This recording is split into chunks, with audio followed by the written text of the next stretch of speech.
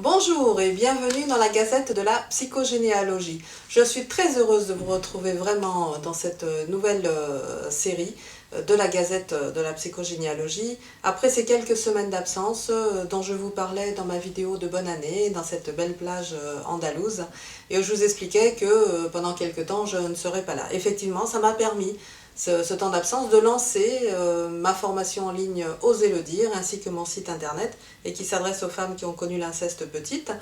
Comme ça m'a permis aussi, ce temps d'absence, de préparer cette nouvelle série Pouvoir être père.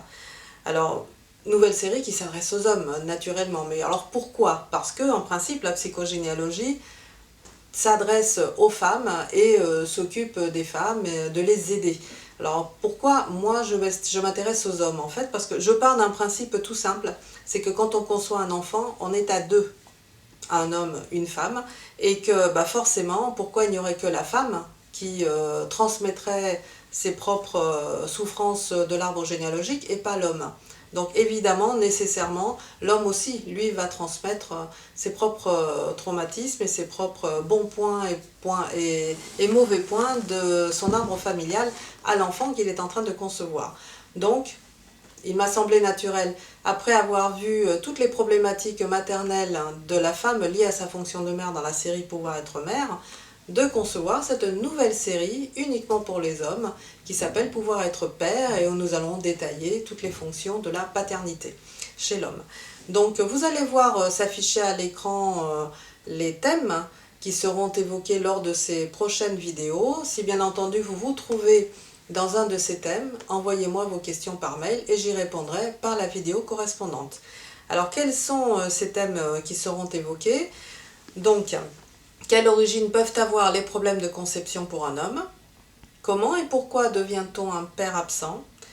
La relation père-fils est-elle automatique? La relation père-fille, quels en sont les écueils? Comment les éviter? Quelles incidences d'un père inconnu dans l'arbre sur son descendant? Peut-on être un père dangereux et comment? Et nous verrons ce qu'est un père dangereux en termes de psychogénéalogie. Quelle influence a une mère veuve noire sur son fils dans son rôle de père? Donc là aussi, je vous fournirai des explications. Et enfin, un homme assume-t-il naturellement le fait d'être père?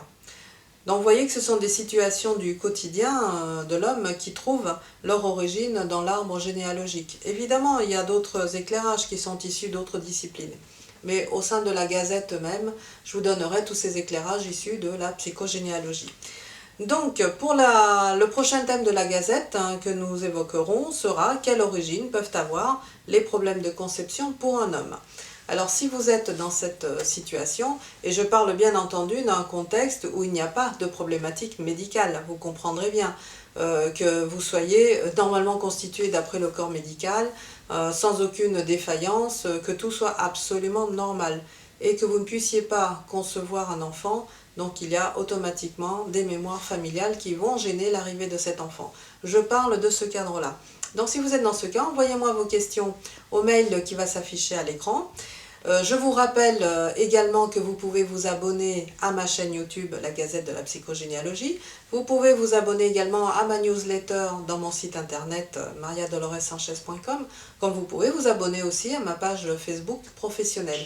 Vous allez voir tous les liens s'afficher à l'écran. Évidemment, tout est parfaitement gratuit et vous serez tenu au courant de toutes mes activités. Vous pourrez revoir ces liens également sous le descriptif, dans le descriptif sous la vidéo qui va s'afficher.